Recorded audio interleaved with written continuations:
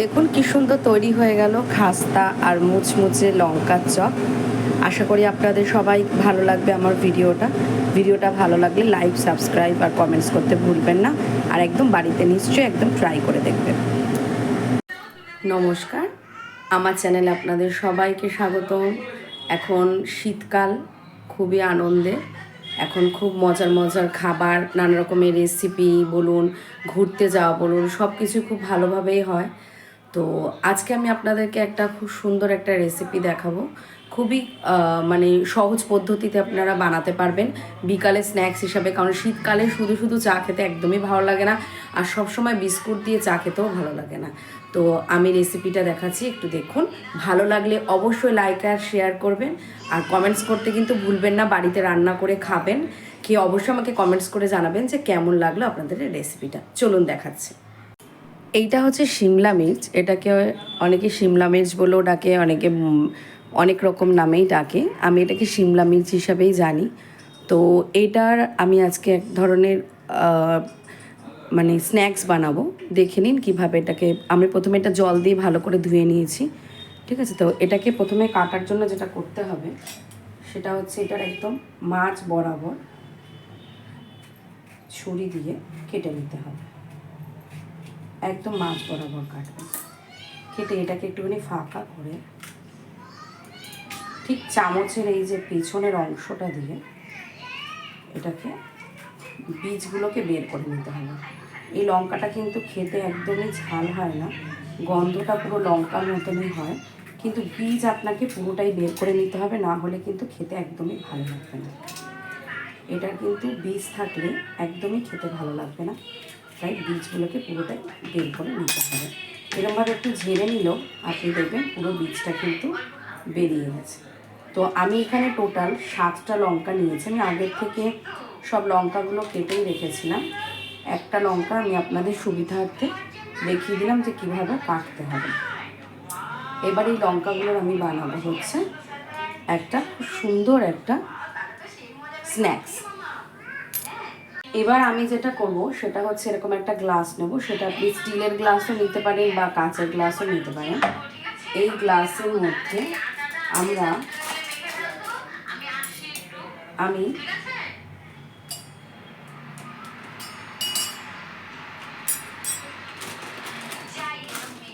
প্রায়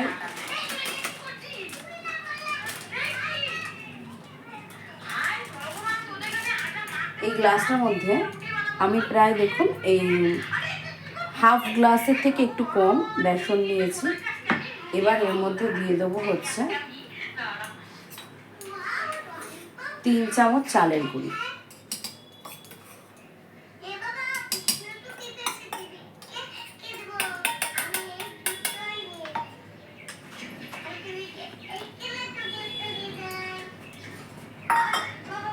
তারপর এর মধ্যে দেবো হচ্ছে একটু কাশ্মীরি লঙ্কার গুঁড়ো, দেখতে যেন ভালো লাগে কালার আসার জন্য।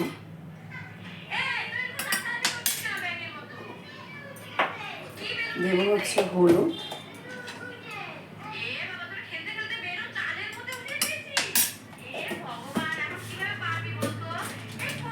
আর দেবো হচ্ছে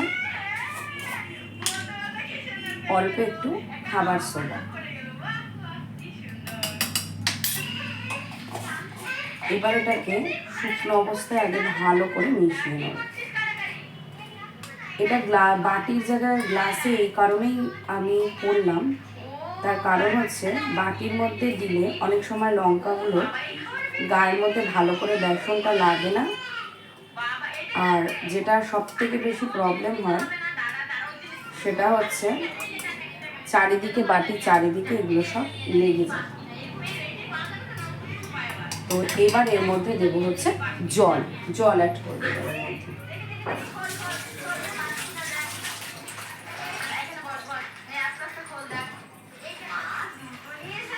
এর মধ্যে যে জলটা অ্যাড করব সেটা অল্প অল্প করে অ্যাড করবেন। একেবারে যদি অনেকটা জল অ্যাড করে দেন তাহলে কিন্তু পাতলা হয়ে যাবে ব্যাটারটা না পাতলা হবে আর না ঘন হবে। একটা জাস্ট ব্যাটার যেরকম হয় একটা সামান্য ঘনত্ব অনুযায়ী ওরকম হতে হবে। এটাকে খুব ভালো করে আপনারা নাড়াতে হবে। যেরকমভাবে আমরা ডিম ফাটাই ঠিক সেইভাবে এটাকে এরকমভাবে নাড়াতে হবে। দেখুন যেহেতু আমার এটা অনেকটাই ঘন, তো একটু পাতলা করার জন্য আমি আরেকটু জল অ্যাড করব।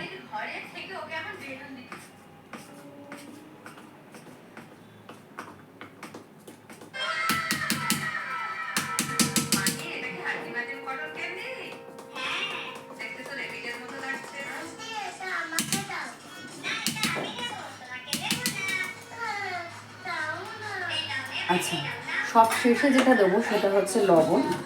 লবণটা শেষে এই কারণেই দেবো যেন ভালো করে গুলে যায়। স্বাদ মতো নুন দেবেন। আমার এখানে চামচটা যেহেতু এর মধ্যে চলে গেছে, তাই আমি এই ছুরিটা দিয়েই লবণটা নিয়ে নিয়েছি। এবার এটাকে ভালো করে ব্যাটারটা বানাতে হবে। ব্যাটারটা যতই আপনি মেশাবেন দেখবেন ততই ঘন হয়ে যাচ্ছে। তো বেশি ঘন হয়ে গেলে কিন্তু এটা পারবেন না, ভালো মতোভাবে লাগবে না। কোনো একটা জায়গা যখনই তেলের মধ্যে ছাড়বেন ছেড়ে ছেড়ে যাবে, তখন আর খেতে ভালো লাগবে না। তাই ব্যাটারটাকে পুরো ভালো মতোভাবে মেশাতে হবে।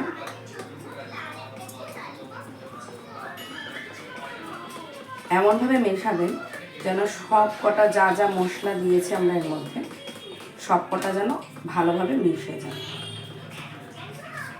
এই দেখুন ঠিক এইরকমভাবে হবে ব্যাটারটা, ঠিক এরকম। এবার আমরা যেটা করব সেটা হলো, এবার আমরা গ্যাসের ওভেনটাকে অন করব, একটা কড়াই বসাবো। কড়াইটার মধ্যে দিয়ে দেবো হচ্ছে সাদা তেল।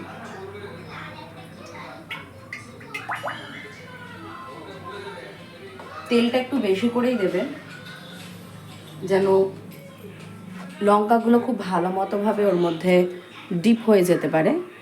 কিন্তু এরকম নয় যে অনেকটা তেল আপনার লেগে যাবে বা অনেকটা অয়েলি হবে, এরকম কিছুই হবে না।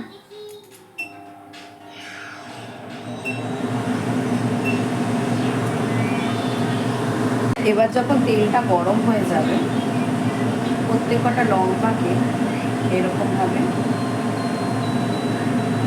করে মোটাটা ধরে ভালো মতোভাবে ডিপ করে এরকমভাবে ছেড়ে দিতে হবে।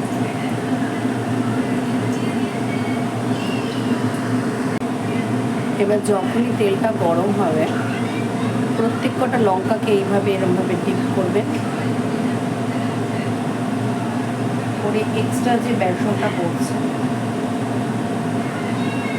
একবার পড়ে যাওয়ার পর তারপরে সেকেন্ড টাইমে এটা দিয়ে দেবেন। এইরকমভাবে প্রত্যেক কটা লঙ্কাকে এরকমভাবে দিয়ে দিতে হবে। দেখুন কি সুন্দর তৈরি হয়ে গেল খাস্তা আর মুচমুচে লঙ্কার চপ। আশা করি আপনাদের সবাই ভালো লাগবে আমার ভিডিওটা ভালো লাগলে লাইক, সাবস্ক্রাইব আর কমেন্টস করতে ভুলবেন না। আর একদম বাড়িতে নিশ্চয়ই একদম ট্রাই করে দেখবেন।